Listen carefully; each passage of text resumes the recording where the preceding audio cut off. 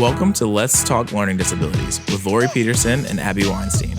Laurie and Abby spend their days talking about dyslexia, dysgraphia, dyscalculia, and ADHD. They talk to parents of struggling students and adults who have had a lifetime of academic challenges. They want to share those stories along with their own insights with you. So, let's talk learning disabilities.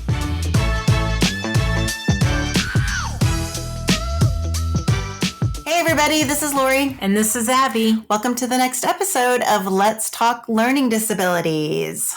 We are so happy to have you guys here today. When we have a guest, we always say it's a special guest, but they are all very, very special. And they just bring a wealth of information.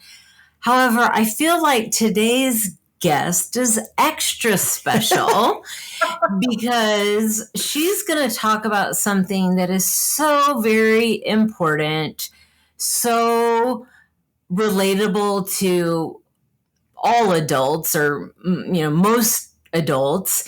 And it is something that is not talked about enough. Okay. So with us today, we have Pam Cusick from Rare Patient Voice.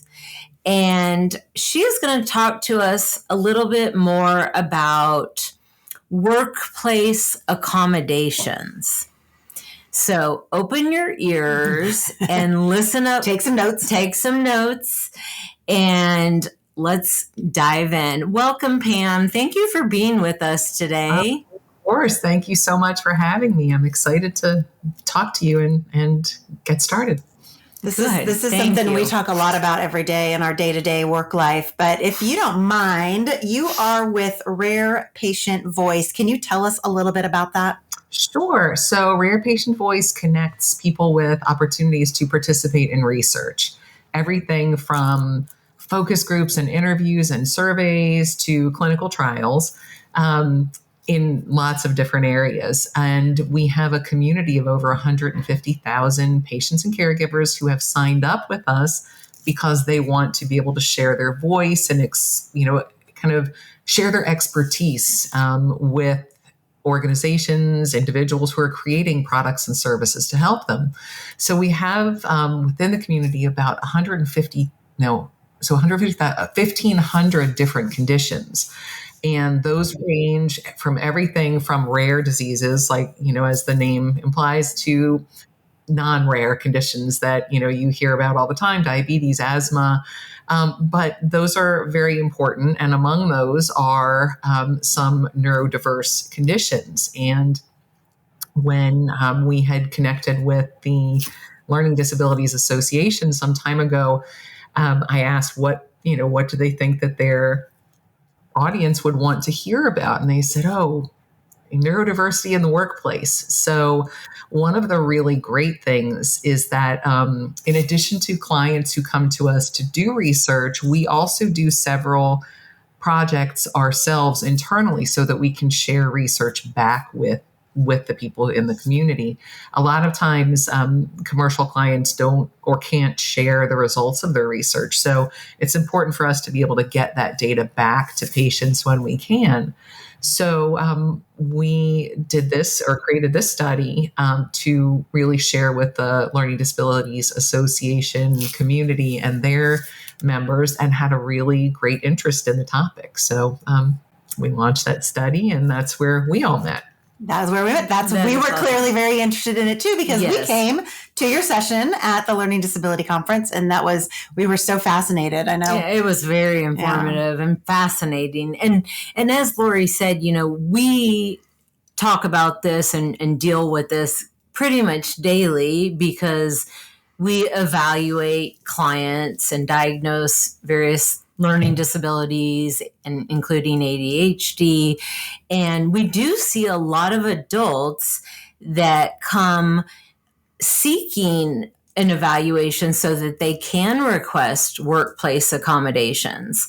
Some are doing it, because they feel they are struggling, but a lot have already gotten to the point where they've been reprimanded, they've been put on probation, they've, have been threatened to lose their job. And it's sad, but they never disclose that they have a disability that would warrant them under the law reasonable workplace accommodations. And then interestingly, there are others that never even knew that they could request workplace accommodations. Yeah, it's amazing. So talking about this, when we met with you in that session at the Learning Disabilities Association of America conference, you did talk about a lot of the results from that study. Mm-hmm. So can you summarize?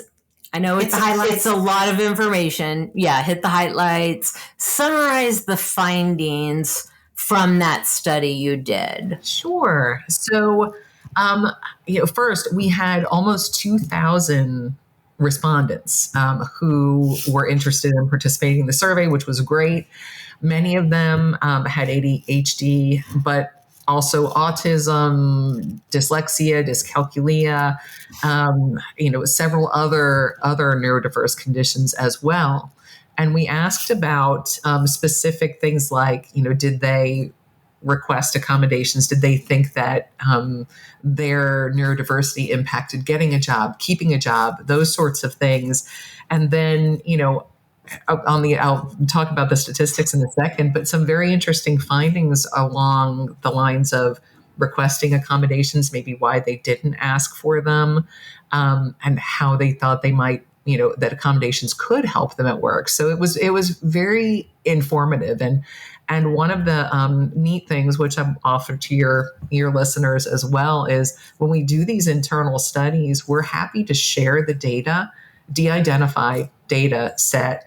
If you want to do your own analysis on the research, and that might be something you do or one of your listeners does, but they're, free to reach out to me, and I'm happy to provide that. And all we ask is that, you say, and if you publish it or something, that the patient input came from your patient voice. But it's really important data. And the more I look into it, it has far-reaching implications, into HR, into, the individual, into leadership, directors who are managing people. There's a real, it reaches into so many areas, and there's so much that can be done. But let me give you a little bit of the highlights. So I think it needs to be shared with every CEO, director, owner, HR. It does. And the other piece, though, the part that I find in all the things that I've seen that is missing is that,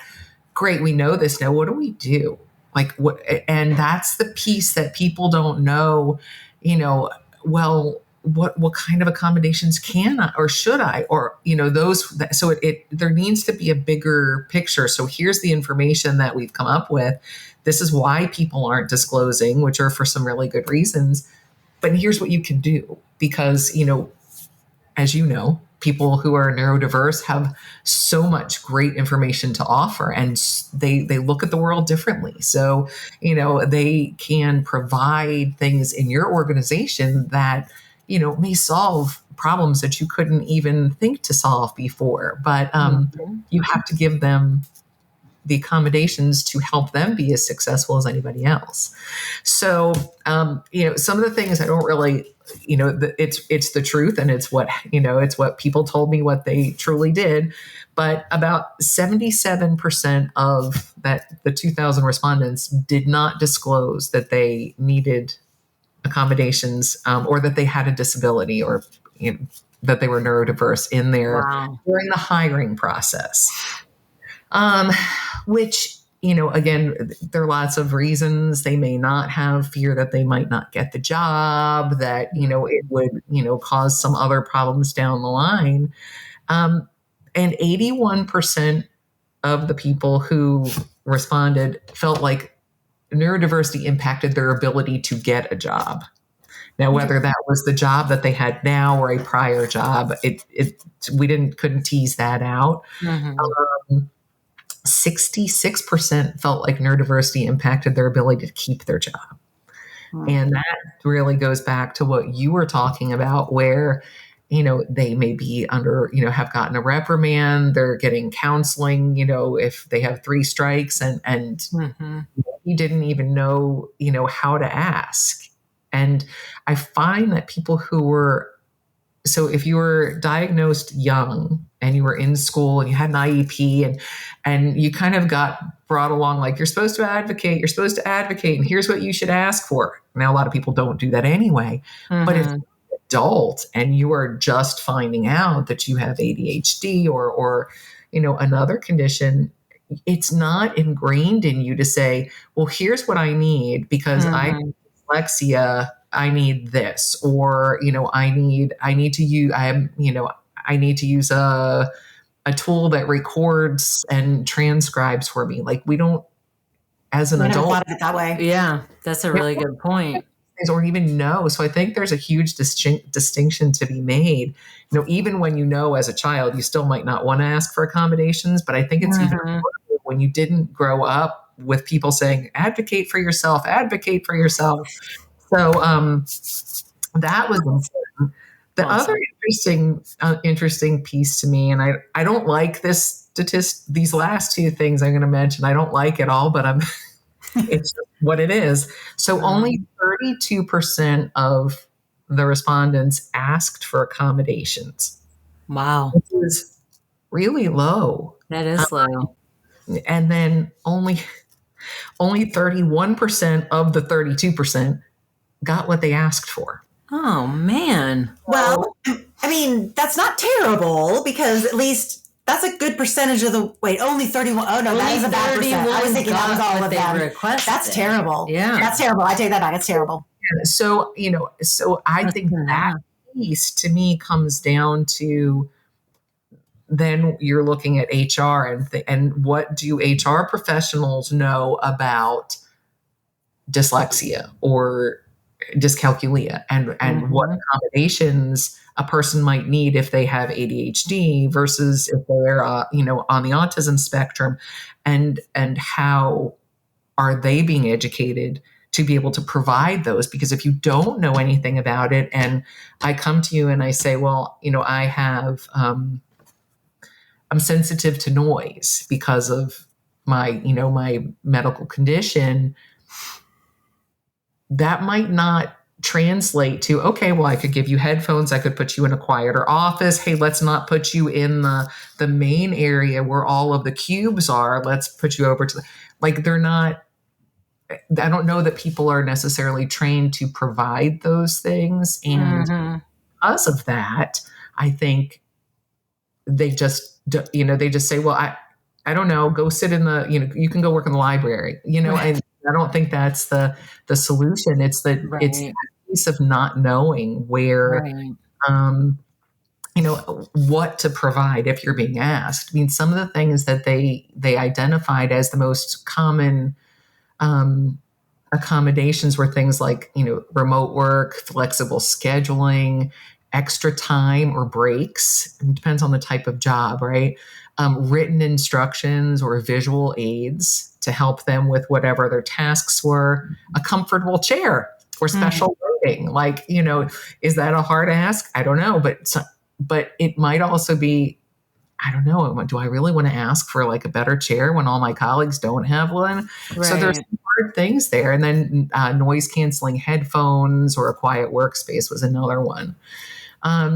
None of those, and those were the top, what did I say, 5 or 6 of those were the top ones that were requested. And none of those are big asks, but they require, for example, a manager to know, okay, well, Bob needs extra, needs a break every whatever amount of time. So this is how we're going to adjust, his work schedule so that he works the, allotted amount of time per day, but also has broken out those breaks. I don't know that managers know to do that or think to do that. And so it's or want to do it is another one. Right. Back to the one about, the 32% who actually asked for an accommodation. The ones who didn't. So the larger percentage, right? They didn't ask because they were fear of like negative perceptions or being stigmatized in some way by their colleagues. Some of them didn't, and this maybe goes back to the adults being diagnosed that I mentioned before, but some didn't really know what they should ask for or what they can ask for. Like, asking for too much? Is it, is that something that, if I have ADHD, I should ask for? Confidential. Like considered reasonable. Right. Exactly. Where's that list? I don't know.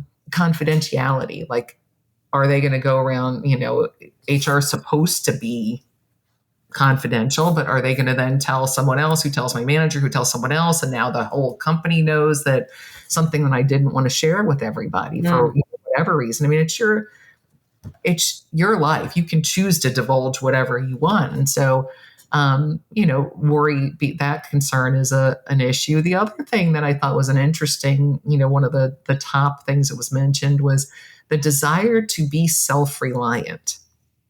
And I have seen that play out in cases where, like, I don't need that. I'm good the way I am. Like, I can, I'll be able to take notes, except you can't because you can't, you're trying to do many things at once. And now your executive functioning and you can't process. And now you don't have any notes and there's your notebook and you have a test. Right. It's almost like they want to prove to themselves that I can be successful without the accommodations. Exactly. Which is great in some ways, that you want to try harder. But on the other hand, those, think 20 years ago, there were no tools you could record something and then, someone could transcribe it for you. But there are tools now that you just bring to class with you and you have your transcript and go back and read that. So you're actually listening to the professor instead of writing notes that you maybe can't read because you also have dysgraphia or whatever. You know what I mean? There's so many reasons to use those tools. And I think instead of seeing them as a negative or that, I want to crutch. Yeah. Exactly. That maybe, trying to reimagine them as, a benefit in some way that, if I didn't have to write notes and I had a transcription, I would have used it and that would have been fabulous. So making those kinds of accommodations the norm, right? Exception. So, and I'm not going to remember the name of this company, but there's a company in the UK, and they do some sort of it's a tech company, but they offer everyone in their company this. It's like either a text to speech tool or a transcription tool, whatever. So everyone can use it. You don't have to say, "Hey, I have dyslexia and I can't do this. Can I have this?" Everyone has access to it, so it makes it the norm. It's acceptable. Yeah. That's great. That's really a great thing because you don't stand out. If you're, you put your transcription tool on your phone, you hit the app and your phone's on the desk and it's recording. So are the other 20 people in the room because they don't want to write there. So it's really I think maybe that making things the norm, making it a little bit more okay for everybody to use those tools. Because you know how it is with, when you have in a school setting, right? If you do something, for one child who needs an accommodation, everyone else benefits. Right. So, exactly. These tools that exist now that can help people, either to make things easier to process, to record, to transcribe, to, if I can't type well because I have fine motor skill issues, to use something where I can speak and it types it up for me. Wouldn't that be beautiful? And why shouldn't everyone else use that too? Sure. I'm curious, out of the group that did request accommodations, and then those very small number of people that actually got them, was there anything in there about, did they feel like was it a positive experience? Was it a negative experience? Or was there anything about what happened after they got those accommodations? So we did ask them, for sort of general comments at the end. That one of the things that they said, and this may answer your question, is how they felt like if the accommodations helped them at work. And that was, they felt like they had reduced stimuli, that they had more flexibility, they had allowed time for recovery. If they needed sort of a break to kind of reset. They felt like they got clearer communication from their manager, which is, who can't use that? Right. And a more supportive envignment. So I would say all of those things anyone could benefit from, right? Sure. Right. They definitely felt that those things were helpful, and I thought that was those were, again, they're very easy things to implement. Right. Asking for new office space and devices and things like that. I mean, some of it's really very simple, and with all the apps that are out there, there are just a lot of things that really could help. Right. Well, I was just going to ask too. So on the flip side, the people that didn't ask, or the people that asked and didn't get them, did you get any feedback from them? Some of them felt like they, there was no impact. Like they used the coping strategies that they knew already, and those were good enough to get them by. The accommodations that they would need wouldn't relate to their job task. So if it was let's say they would ordinarily in another environment have asked for noise canceling headphones, but they work in a library archive and they're all alone, they might not really need that. Okay. So that those sorts of things, either they didn't require them, or it wouldn't have really had an impact, or they just used whatever strategies they already knew. Which is why maybe the accommodations weren't an issue, and maybe why some people didn't bother to ask for an accommodation. Right. Because if you already have strategies that you have implemented because you were diagnosed in the 3rd grade and you're using those strategies successfully, maybe I don't need to ask my employee. Maybe I don't have to be as disappointed in that fact as I was. It makes sense, and also, like you said, depending on what your roles and responsibilities are in your job and what that working environment is. Right. But I'm also curious, and you may not know this, but of the people that did not request accommodations, you gave, several reasons why some of them did not. Were any of them afraid they would get fired because they have a disability, or discriminated against because they have a disability? Yeah. So they did feel that there could be a negative perception. I didn't see, or I don't recall that anyone felt like they would be fired because of their disability, but they did feel like there would be sort of some stigma, that people would feel differently about them, and that could lead to being fired. I don't really know, but I think that was definitely more around that they would be seen as different and in a negative way. Well, and maybe not fired, but I could see where people might be worried that like it would hinder a potential promotion. That's true. Or being given more responsibility, because if I already need help with this job, or I need an accommodation, maybe I can't handle something. They'll think I can't handle anything more. So I can see that. Mm-hmm. That's unfortunately a good point. Yeah. Some of the other, at the end of the survey, we just asked in general if they had any advice for other neurodivergent workers, and they had some very interesting comments. The thing that I loved is almost everybody responded to these questions. Where they had to write sentence after it. It was great because there was a lot of good information. So I just kind of pulled the top common comments, and one of the top ones is advocate for your needs and know your rights. So and it comes back to what we were talking about earlier, where, know what you need to be successful and know what you're allowed to ask for. And, and sort of be, as, we would tell kids in school, be your own advocate. Finding work that's compatible with your strengths and your interests. So, that was a really important one. Being open and honest about your neurodiversity, which I thought was interesting. Because if you have the right boss, I think, they can see that as a huge advantage. Absolutely. And so not seeing it as as something that you need to hide, but something that, well, this helps me think in a different way. And, what all I need to, be my best self is some noise canceling headphones. Right. So, kind of not. Or to be in the corner instead of my cubicle in the middle of the room. Exactly. Develop effective coping strategies. Be patient with yourself. And another one that I thought was great, and I never really would have thought of, is connect with other neurodivergent people.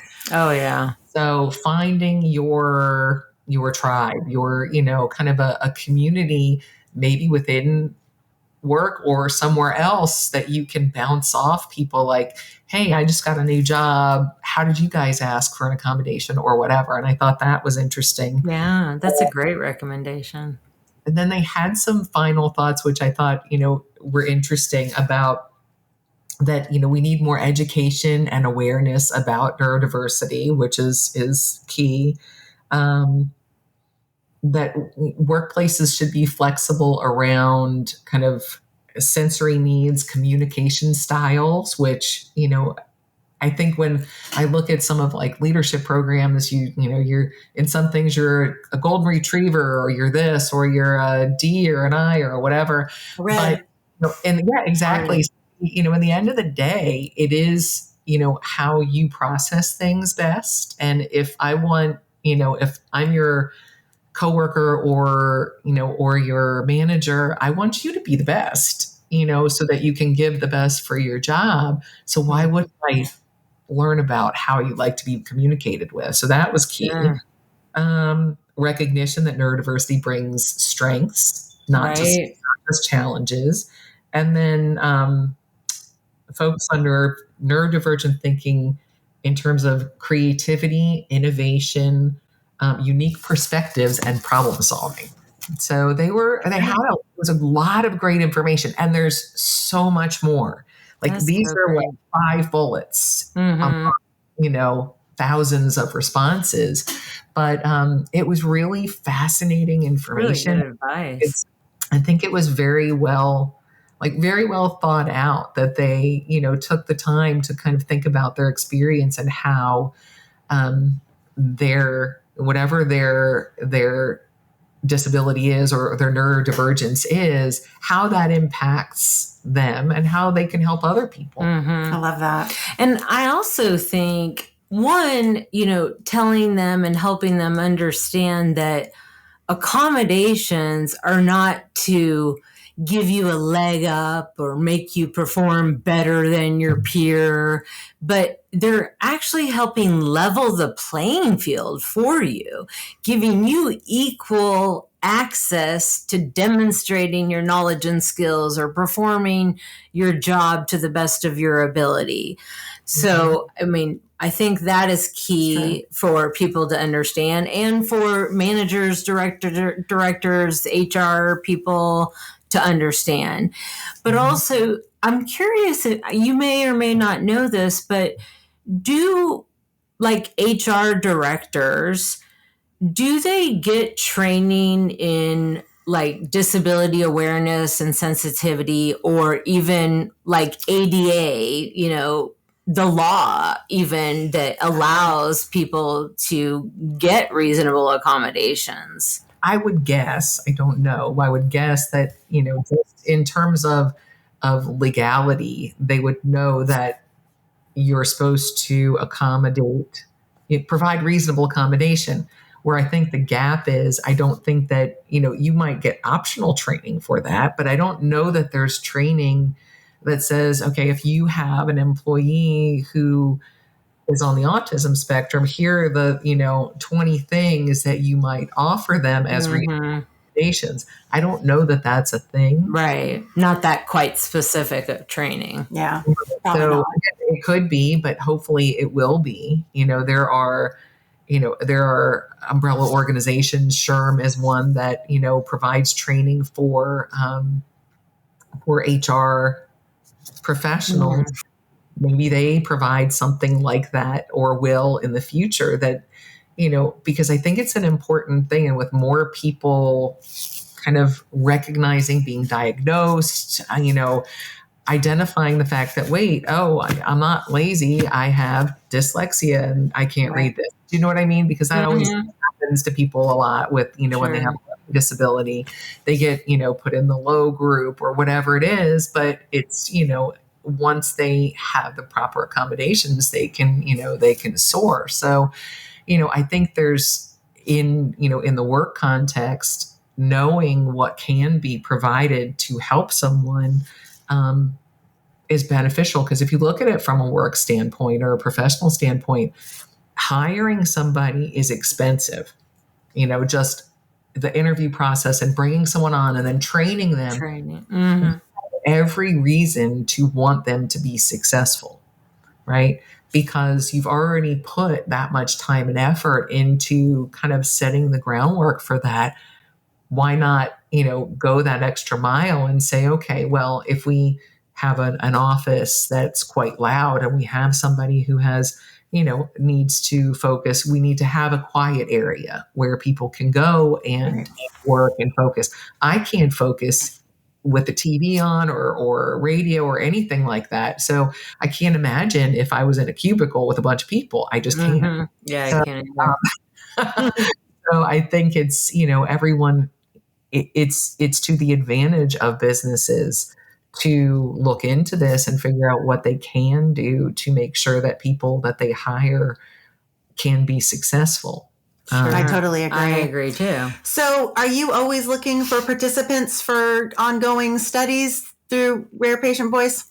We are. So at any one time, we have 250 different studies going on.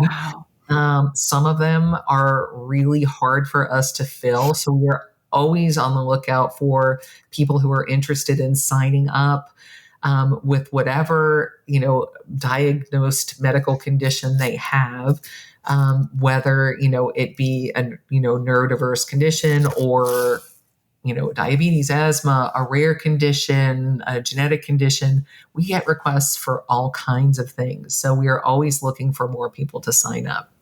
And is that something that they can do just through your website? They can go to voice.com and sign up.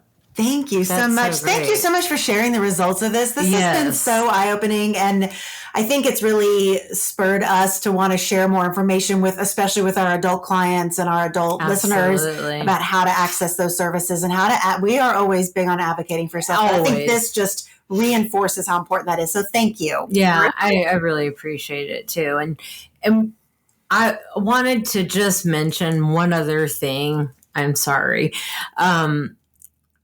We've actually, Laurie and I both have worked with two clients in particular that have requested accommodations at work.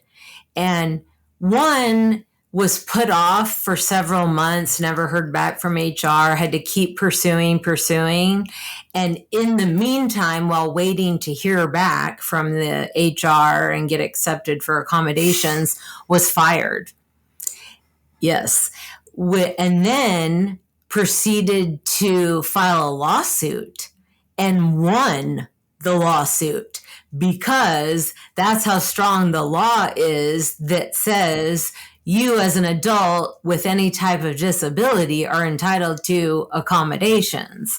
Right. And the awesome thing is he took, part of what he won in that settlement and went to law school, took himself to law school, and is in law school now. He wants to be a lawyer to fight for, disability rights. Awesome. And which is amazing. And then recently, we evaluated an adult and diagnosed her with, a condition like dyslexia. And she requested accommodations, and they had told her that they needed time to be able to figure out how to implement accommodations, like such as speech to text and text to speech and a few other accommodations. And in the meantime, we're having her stay at home and not work and not get paid. Really? Yes. And, we filled out a ton of paperwork for like disability leave and all of this stuff. And anyways, before it was all said and done, before the process and anything was really finalized, she got fired. So it is real out there. There are employers that are not so great at providing accommodations. However, fight for your rights. Know your rights. Advocate for yourself. And there are resources out there if you can't afford to hire an attorney to take them to court. And, the internet is a plethora of knowledge, and I am Google. I'm sure there are resources that are available to you to fight for your rights. There are, and there, in terms of the employer, there are also resources that her employer could have easily found online to say, okay, well, what accommodations could be provided. I will send you a list of a couple of different websites that awesome. That would be great. You can share with your listeners. It's, there are plenty of them out there, and there are employers that will help people who are looking for, with disabilities who are looking for a job. There are just a lot of different things out there that are I've found, just in doing my research. And I think, as widely as we can share those things, absolutely. Yeah. There's literally no reason someone can't figure out how to help someone with dyslexia. Right. I agree. We'll add that to our show. Yeah, we will. Thank you very much. Thank you for sharing that. All right. Thank you so much for being with us, Pam. We appreciate you. If you guys have any questions for Pam about Rare Patient Voice or any questions about our podcast, you're welcome to reach out. You can contact us at letstalklearningdisabilities@gmail.com. Or if you want to access our podcast website at www.ltldpodcast.com, you can see every episode we've released in chronological order, or you can even choose by category, and all episodes that are related to that particular category you chose will come up. So thank you guys for being with us. Thank you, Pam. Hope everyone has a great day, and we'll be back soon with our next episode. Bye, everyone. Bye.